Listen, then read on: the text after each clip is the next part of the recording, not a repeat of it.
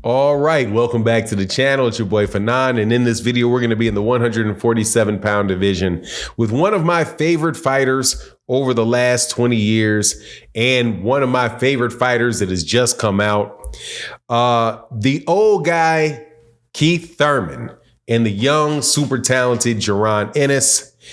There was a Boxing Scene article that came out, or it may have been a Boxing News 24 article that came out, which detailed, it was actually his Boxing News 24, please excuse me, that came out and talked about how Keith Thurman got over on Jaron Ennis and got a title shot while Jaron Ennis is still looking for opponents. Now, I want to talk about that and explain why I think that is and why I think that is a very, very important thing for Jaron Ennis's career. Let's talk about that in this video.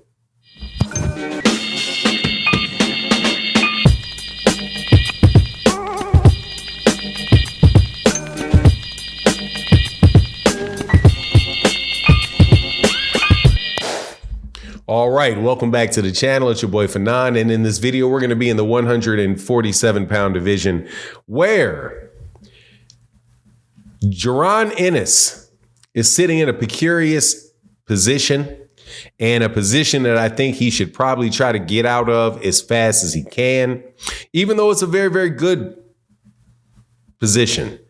But in the position that he's in, he can either be Gervonta Davis, or he can be Demetrius Andrade. It's up to him.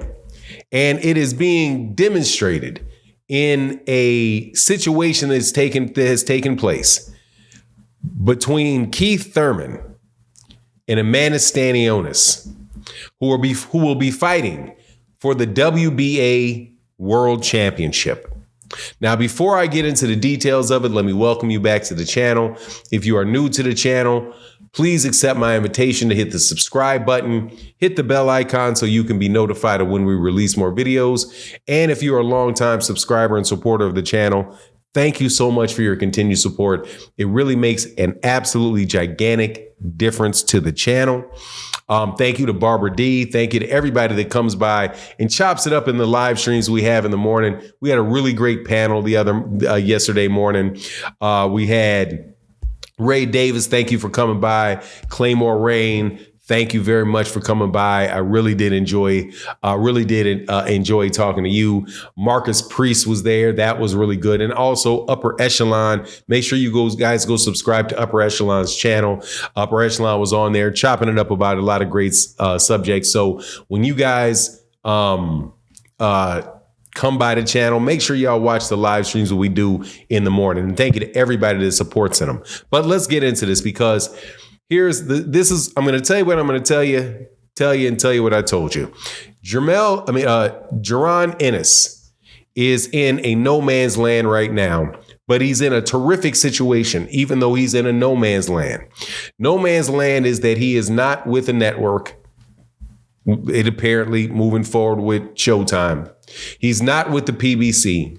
He's not with Top Rank. He's not with Matchroom. He's not with any major promoter. He also fights in a weight class that has a lot of PBC fighters, a lot of fighters that are managed by Al Haymon. When Jaron Ennis is not managed by Al Haymon, he's also doesn't have a working relationship with Floyd Mayweather Jr. and Leonard Ellerbe. And as a result, I think he's having difficulties getting fights with fighters that are managed by those people. And why would that be? Because Jaron Ennis is a big old dragon in the building, and people don't want to feed. People don't want to feed, they don't want to feed their fighters to that dragon. And I think that is not only a reasonable assessment of the situation. I think it's also an intelligent move by the trainers and the people involved with growing their fighters, right? Especially their young fighters. So you see, and this is the article that was written by Boxing News 24, you see a conversation taking place about Keith Thurman getting a shot at a championship belt and Jaron Ennis not. And what is that? That's the fight that's upcoming with between Keith Thurman and Amanda Stanionis. Keith Thurman, and that is for the WBA world title. Now, people can say, well, that's not a real championship belt. Yes, it is. It is the same world championship belt that Erislandy Lara holds at middleweight.